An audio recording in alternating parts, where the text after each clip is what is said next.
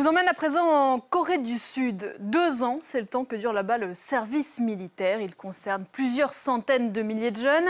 Un passage obligé pour ce pays, toujours techniquement en guerre contre son voisin du Nord. Et gare à ceux qui refusent de s'y soumettre. C'est un reportage signé Constantin Simon et Yenali.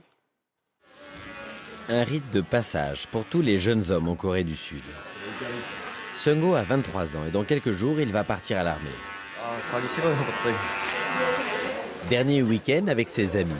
Cet étudiant à l'université sera en service actif pendant les 2 prochaines années. 여자친구가 보고 헤어지자 할까 걱정돼요.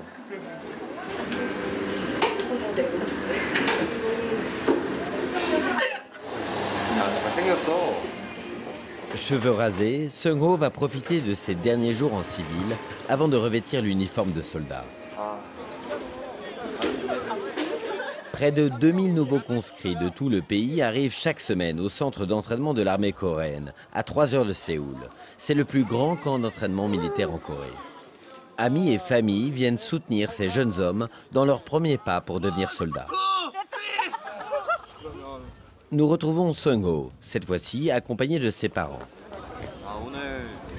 Je suis nerveux et je n'ai pas vraiment envie d'y aller. Mais bon, je vais aller faire mon entraînement comme un homme. En 1983, j'ai moi aussi franchi ce portail et rejoint cette base militaire. Je suis très heureux que mon fils vienne faire son service au même endroit que moi. Et je pense qu'il fera très bien son devoir national. Pendant quelques semaines, Seung-ho va suivre une formation intensive au combat et aux attaques chimiques. Comme ces hommes. Puis il rejoindra une autre base militaire pour finir ses 2 ans de service.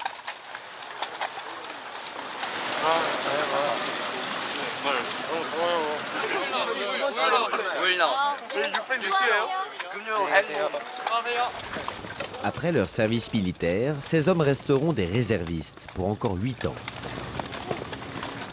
Ce jeune homme est l'un d'entre eux. Il vient de rentrer à Séoul après une journée de formation. Il fait une thèse et doit rester disponible quand l'armée l'appelle.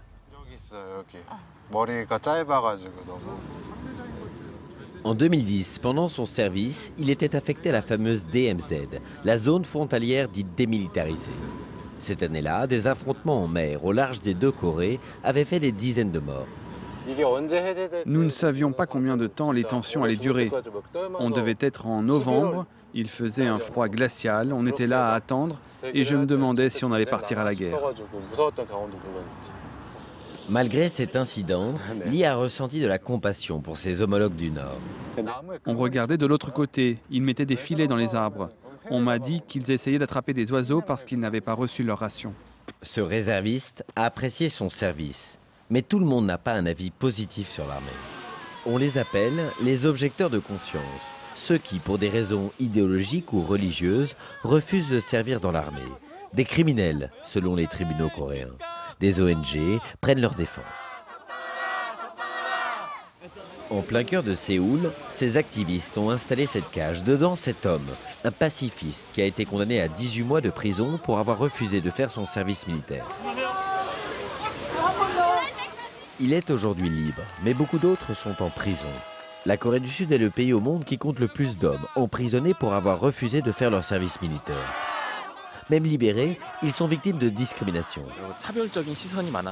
En Corée, il y a beaucoup de préjugés. Les entreprises n'aiment pas embaucher les gens comme moi. Il est très difficile d'obtenir un emploi dans le secteur privé. Et avec un casier judiciaire, il y a aussi des restrictions dans le secteur public. Témoins de Jéhovah, convictions religieuses ou discrimination sexuelle, les raisons avancées par les objecteurs de conscience sont multiples. Je suis protestant et pour moi, le pacifisme est au cœur de ma foi. Les minorités sexuelles sont confrontées à des discriminations et à des risques de violence dans l'armée. Moi, j'ai fait mon service militaire et on me disait que je devais avoir un problème dans ma tête. Il faut réformer le service militaire afin d'en finir avec ces discriminations.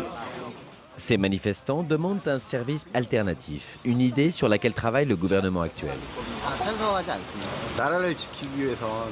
Je ne suis pas d'accord. Pour protéger notre pays et garantir la paix, notre armée doit toujours être prête à l'action. Ici, des enfants âgés d'à peine 7 ans se retrouvent en situation de combat. Des pistolets à billes, un hélicoptère grandeur nature et un décor de guerre urbaine. Voici le plus grand parc de jeux militaires de Corée. Ici, enfants et adultes peuvent expérimenter l'espace de quelques heures la vie d'un soldat. Ce parc est situé à seulement quelques minutes du centre d'entraînement de l'armée.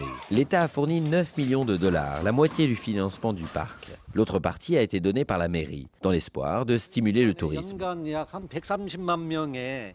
Nous avons créé ce parc militaire afin de proposer des activités et des divertissements pour les 1 300 000 personnes qui viennent chaque année dans notre ville rendre visite à leur fils pendant leur service militaire. Malgré la détente actuelle et des réformes annoncées pour réduire la durée du service militaire, le gouvernement coréen n'a pas prévu de le supprimer.